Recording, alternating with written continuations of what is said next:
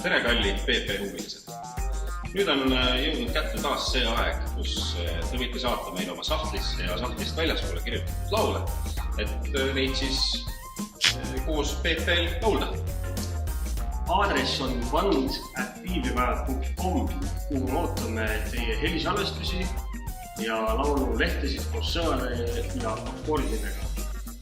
Ja siis me võtame kätte ja kuulame ja need laulud, mida me tunneme, et me suudaksime isegi mängida, valime välja ja siis saame neid koos laulda juba juuni alguses, kui viivipäevad toimuvad. See peaks olema Tartus, jah? Tartus.